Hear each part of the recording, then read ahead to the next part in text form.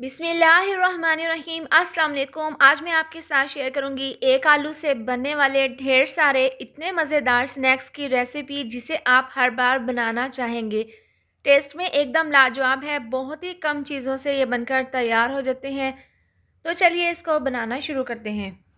अब यहाँ पर एक बड़े साइज़ का आलू हमने छीलकर कद्दूकस कर लिया है। इसको हम बाउल में डाल देंगे और इसके अंदर हम तकरीबन 1 गिलास पानी डाल देंगे और इसको हम हाथों से मसल कर इसको अच्छे से वॉश कर लेंगे ताकि इसके अंदर जितना भी स्टार्च हो या नमकियातों का पानी हो वो निकल जाए। एक दफ़ा इस तरह से मसलने के बाद धोने के बाद हम इसका पानी रिमूव कर देंगे और दोबारा से हम इसके अंदर पानी डाल देंगे। इसी तरीके को हम 2 से 3 बार अप्लाई करेंगे और कद्दूकस किए हुए आलूओं को हम अच्छे से धो लेंगे। इसके बाद पैन में हम 4 चम्मच ऑयल डाल देंगे और इसके साथ ही आधी चम्मच डाल देंगे साबुत ज़ीरा, 2 डाल देंगे बारीक कटी हुई सब्ज़ मिर्चें और 1 चम्मच डाल देंगे लहसुन का पेस्ट। ये डालकर हम नीचे से आंच स्लो कर देंगे और स्लो आंच पर हम इसको 1 से 2 मिनट के लिए पका लेंगे। अब इसको हमने यहाँ पर डार्क नहीं करना। इसके बाद जो हमने कद्दूकस करके आलू रखे थे, इनको हमने अच्छे से वॉश कर लिया था। ये हम इसके अंदर डाल देंगे और स्पैचुला की मदद से हम इसको अच्छे से मिक्स कर लेंगे। और अगर आपको मेरी ये वाली वीडियो पसंद आई हो तो इसको लाइक और शेयर करें। चैनल पर नए हैं तो इसको सब्सक्राइब कर दें और साथ दी हुई बेल को भी प्रेस कर दें। तो हमने इसको 2 से 3 मिनट के लिए अच्छे से मिक्स कर लिया है।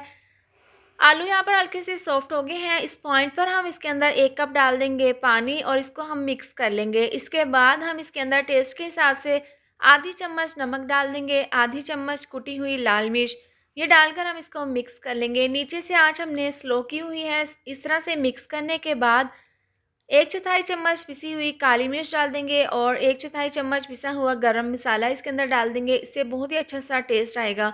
ये डालकर हम इसको मिक्स कर लेंगे और इसको हम मिक्स करने के बाद स्लो आंच पर 3 से 4 मिनट के लिए पकने के लिए रख देंगे। इसको पकते हुए 3 से 4 मिनट हो गए हैं और आलू यहाँ पर काफ़ी हद तक सॉफ्ट हो गए हैं। अभी इसके अंदर थोड़ा-सा पानी बाकी है तो इस पॉइंट पर हम इसके अंदर 1 कप डाल देंगे चावलों का आटा जिसको मैंने पीस कर छान लिया था। ये डालकर हम इसको स्पैचुला से अच्छे से मिक्स कर लेंगे। ये बहुत ही अहम स्टेप है। नीचे से आँच आपने बिल्कुल स्लो रखनी है। स्लो आँच पर इस तरह से मुसलसल चम्मच को चलाते हुए आपने इसको अच्छे से मिक्स कर लेना है ताकि इसमें गुठलियाँ ना बने। तो यहाँ पर इसको पकते हुए 3 से 4 मिनट हो गए हैं। ज़बरदस्त सा ये हमारा मिक्सचर तैयार है और आटे का यहाँ पर कच्चापन भी दूर हो गया है। इसको हम साइड पर ठंडा होने के लिए रख देंगे। मिक्सचर को पकाने के बाद एक बाउल में हमने निकाल लिया था। ये काफ़ी अच्छे से ठंडा हो गया है तो इसमें हम डाल देंगे बारीक कटा हुआ काफ़ी मिकदार में सब्ज़ धनिया और हाथों की मदद से हम इसको अच्छे से मिक्स कर लेंगे।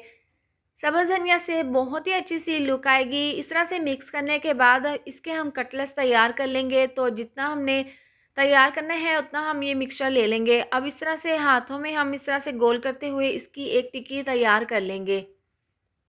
इस तरह से बनाने के बाद हम यहाँ पर एक नूज़ल्स ले लेंगे और इसको हम इस तरह से सेंटर पर रखकर इसके अंदर एक सुराख यानी कि एक होल्स बना लेंगे।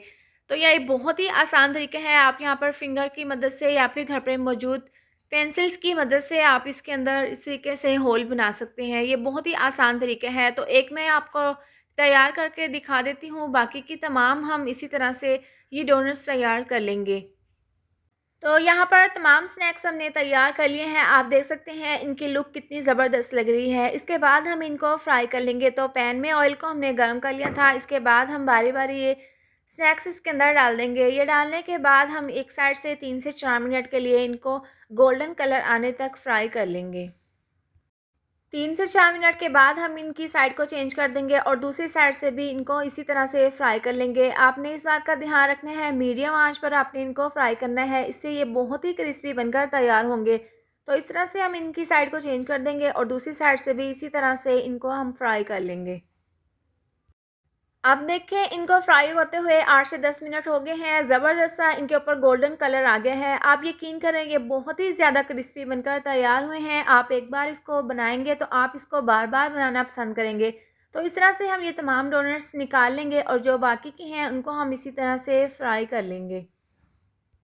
तमाम स्नैक्स हमने फ्राई कर लिए हैं। तो आप यहाँ पर इनकी फ़ाइनल लुक देख सकते हैं। टी टाइम के लिए आइडियल सी ये रेसिपी है। आप मिनटों में ये तैयार करके चाय के साथ मेहमानों को सर्व करें।